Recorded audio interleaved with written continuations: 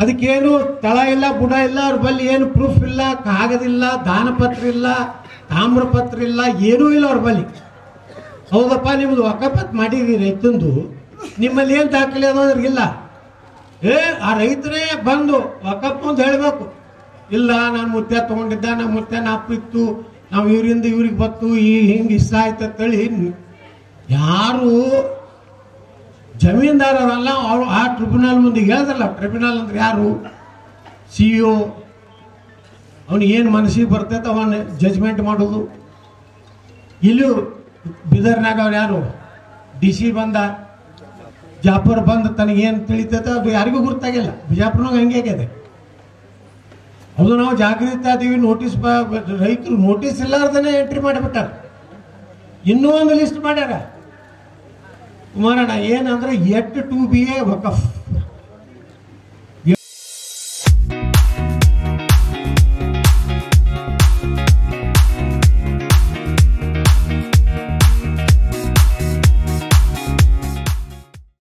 To be ವಕಫ್ ಅಂದ್ರೆ ಮುಂದಿನ ದಿವಸಗಳಲ್ಲಿ ಇದು ವಕಫ್ ಆಗುವಂತ ಸಂಭವನೀಯ ಒಂದು ಪಟ್ಟಿ ಮಾಡ್ಯಾರ ನಮ್ಮ ಜಿಲ್ಲೆಯಲ್ಲಿ.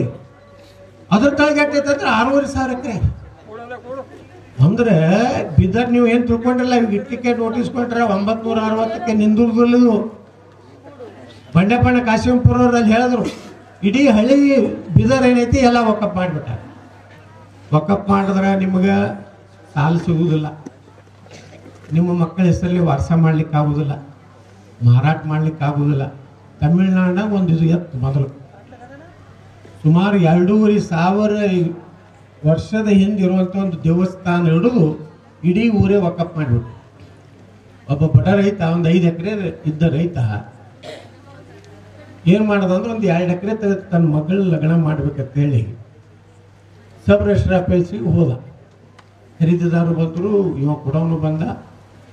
ಅಲ್ಲಿ ಹೋಗಿ ಸಬ್ ರಿಜಿಸ್ಟ್ರಿ ಮುಂದೆ ನಮ್ದು 2 ಎಕರೆ ಇದರಂದು ಮಾರಾಟ ಮಾಡ್ಲಕತ್ತೀನಿ ರೀ, ನನ್ನ ಮಗಳ ಲಗ್ನ ಐತಿ, ಅದಕ್ಕೆ ನಾವು ಖರೀದಿ ಹಾಕ್ಬೇಕಾಯ್ತು. ಆ ಸಬ್ ರಿಜಿಸ್ಟ್ರಿ ಹೇಳ್ದ, ಇದು ವಕಫ್ ಆಗೈತಿ, ನನಗೇನು ಇದ್ರ ಮ್ಯಾಗ ಹಾಕಿಲ್ಲ ಅಂತ. ಅಂದ್ರೆ ಪರಿಸ್ಥಿತಿ ಒಬ್ಬೊಬ್ಬ ರೈತರದು ಯಾವ ರೀತಿ ಬಂದದ. ಇದನ್ನು ಬರೇ ನಾವು ಒಂದು ಹೋರಾಟ ಮಾಡಿ ಒಂದೇನು DC ಆಫೀಸ್ಗೆ ಮನವಿ ಕೊಟ್ಟು ಆಯ್ತು ನಾವು ಒಂದು ಉಗ್ರ ಹೋರಾಟ ಮಾಡಿದ್ದು ಪೇಪರ್ನಾಗ ಫೋಟೋ ಹಾಕೊಂಡ್ಬಿಟ್ರೆ ಇದು ಮುಗಿಯುವಂಥದ್ದಲ್ಲ. ಇದು ಭಾಳ ಗಂಭೀರ ಇದೆ.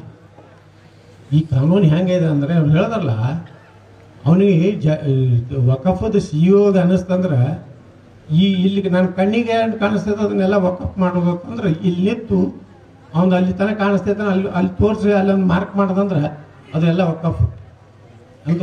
ಎಂಥ ನಮ್ಮ ದೇಶದ ಸಂವಿಧಾನದಾಗ ಇದಕ್ಕೆ ಅವಕಾಶ ಇಲ್ಲ. ರೈತನಿಗೆ ಕೋರ್ಟಿಗೆ ಹೋಗೋ ಅವಕಾಶ ಇಲ್ಲ, ತಹಸೀಲ್ದಾರ್ ಬಲ್ಲಿ ಅಧಿಕಾರ ಇಲ್ಲ, AC ಬಲ್ಲಿ ಅಧಿಕಾರ ಇಲ್ಲ, DCಗೆ ಅಧಿಕಾರ ಇಲ್ಲ, ಡಿಸ್ಟಿಕ್ ಕೋರ್ಟಿಗೆ ಅಧಿಕಾರ ಇಲ್ಲ, ಹೈಕೋರ್ಟಿಗೆ ಅಧಿಕಾರ ಇಲ್ಲ, ಸುಪ್ರೀಂ ಕೋರ್ಟಿಗೆ ಅಧಿಕಾರ ಇಲ್ಲ. ಈಗೇನು ಹೇಳ್ತಾರೆ, ಭಾರತ ಸರ್ಕಾರಕ್ಕೂ ಅಧಿಕಾರ ಇಲ್ಲ ತೋರ. ಎಷ್ಟು ಬಂಡತನ ಇವ್ರ ಬಳಿ ಬಂದಿದ್ದು ನೋಡ್ರಿ. ಮತ್ತೆ ಇದನ್ನು ಬದಲಾವಣೆ ಆಗ್ಬೇಕಲ್ಲ. ಇವತ್ತು ಲೋಕಸಭೆಯಲ್ಲಿ ಬರ್ತಾ ಇದೆ, ಅವ್ರಿಗೆ ಧಮಕಿ ಕೊಡ್ತಾರೆ ಅವರು. ಒಂದು ವೇಳೆ ನೀವು ಲೋಕಸಭಾದಾಗ ಮೋದಿಯವ್ರು ತಂದಂಥ ಅಮೆಂಡ್ಮೆಂಟಿಗೆ ಸಪೋರ್ಟ್ ಮಾಡಿದ್ರೆ ನಿಮ್ಮ ರಾಜ್ಯದಾಗ ಬಂದು 5 ಲಕ್ಷ ಮಂದಿ ಕೂಡಿ ನಾವು ದೊಡ್ಡ ರ್ಯಾಲಿ ಮಾಡ್ತೀವಿ, ಹೋರಾಟ ಮಾಡ್ತೀವಿ ಅಂತಾರೆ. ಅಂದ್ರೆ ಧಮಕಿ ಹಾಕ್ತೀವಿ. ಆದ್ರೆ ನಾವು ಹೇಳಿದ್ವಿ ಅದಕ್ಕೆ, ನೀವು 5 ಲಕ್ಷ ಕೂಡಿಸ್ತಿದ್ರೆ ನಾವು ತಾಕತ್ತೈತಪ್ಪ, ನೀವು ಬರೀ ಬೆಂಗಳೂರಿನಾಗ ರ್ಯಾಲಿ ಮಾಡಿರಿ, ನಾವು 25 ಲಕ್ಷ ತೋರಿಸಿ ನಮ್ಮದು ದಮ್ ಐತೆ ತೋರಿಸ್ತೀವಿ. ಕೆಲವು ಮಂದಿಗೆ ಏನಾಗೈತಿ, ಇದು ನನ್ನ ಮತಕ್ಷೇತ್ರ, ನೀನು ಮತಕ್ಷೇತ್ರ. ಈಗ ನಾ ಬಿಜಾಪುರ MLA ಇದ್ದೀನಿ, ನಾ 224 ಕ್ಷೇತ್ರದ ಎಲ್ಲಿ ಬೇಕಾದಲ್ಲಿ ಪ್ರಶ್ನೆ ಕೇಳೋ ಅಧಿಕಾರ ಐತಿ, ಅಲ್ಲಿ ಹೋಗೋ ಅಧಿಕಾರ ಐತಿ. ಇದೇನು ಯಾರೇನು ಹಿಂದೆ ರಾಜ ಮಹಾರಾಜರಂಗೆ ಏನು ಇದು ನಿಜಾಮಂದು, ಇದು ವಿಜಯನಗರ ಸಾಮ್ರಾಜ್ಯ ಅಂತ ಏನಿಲ್ಲ. ಅವರೆಲ್ಲ ಪರ್ಮಿಷನ್ ತೊಗೊಂಡು ಬರ್ಲಕ್ಕೆ.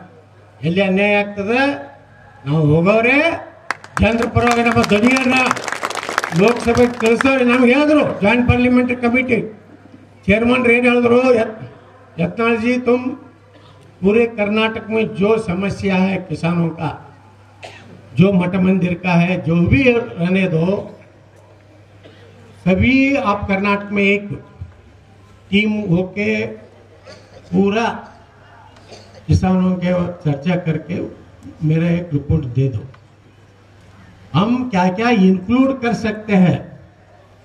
42 ಅಮೆಂಡ್ಮೆಂಟ್ ಅಷ್ಟೇ ಅಲ್ಲ, ನಮ್ಮ ಡಿಮಾಂಡ್ ಇರೋದು ಟ್ರಿಬ್ಯುನಲ್ ಮೊದಲು ರದ್ದಾಗಬೇಕು.